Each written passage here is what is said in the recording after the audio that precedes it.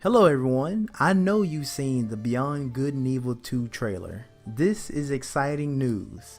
Since 2003, when Beyond Good and Evil was first released, Ubisoft published the game for PlayStation 2, Windows, Xbox, and GameCube. The game follows an investigative reporter named Jade who works with a resistance group that is fighting against a corrupt military regime.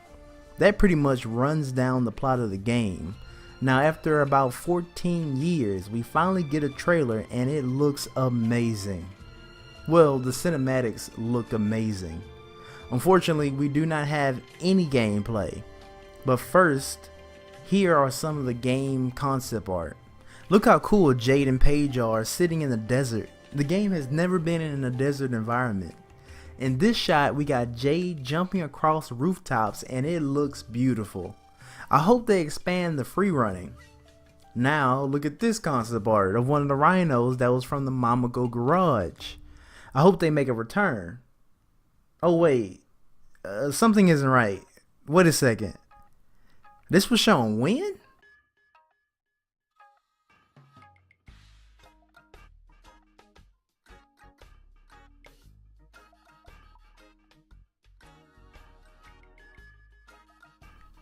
Oh, so all the art got scrapped? Well, if you wanted to see Jade and Paige in 4K, then you're out of luck, because this concept art was from some years ago. Unfortunately, the trailer that was shown at E3 is a prequel. That's right, ladies and gentlemen, we're going to be playing another prequel. Prequels are just like trying to make a new game, but using the fame of the previous game to make money.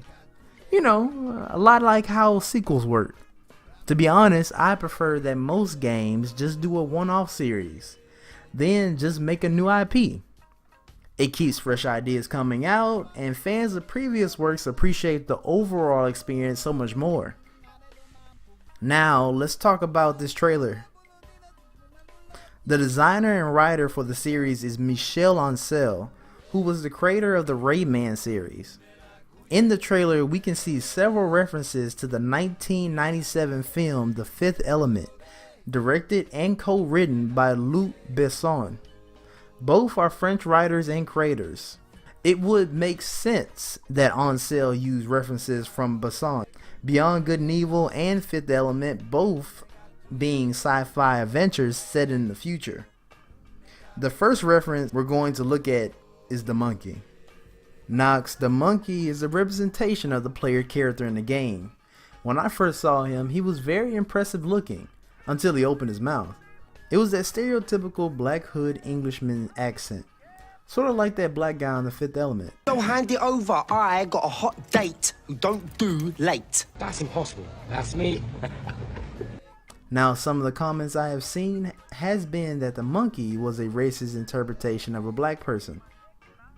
However, since he is just a placeholder for the character, I do not know if the player character can be multiple species, but it has been confirmed that the player can decide if their character is male or female and customize their character. Another reference is the police chase through the city, which is similar in The Fifth Element. Even the music is similar.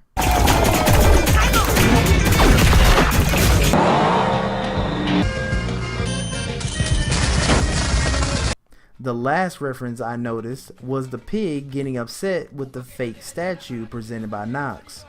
It is a connection to two different scenes in The Fifth Element of Zorg. The first is of Zorg yelling about the stones not being in the box. The second scene is of Zorg talking to Mr. Shadow and his forehead bleeding. I'm screwed. You asked for a case. We brought you a case. A case with 4 stones in it! Not 1 or 2 or 3, but 4! 4 stones! What the hell am I supposed to do with an empty case?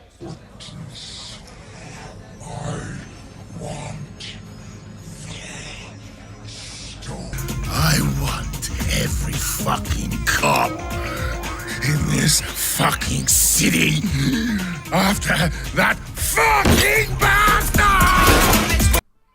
Let's shift gears and look at something that popped out to me.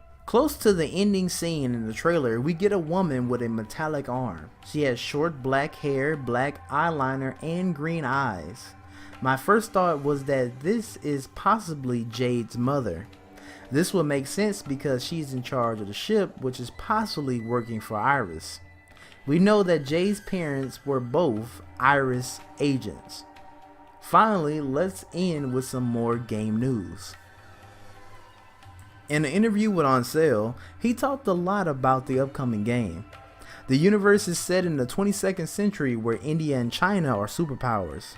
The competing countries start creating human-alien hybrids for slave labor.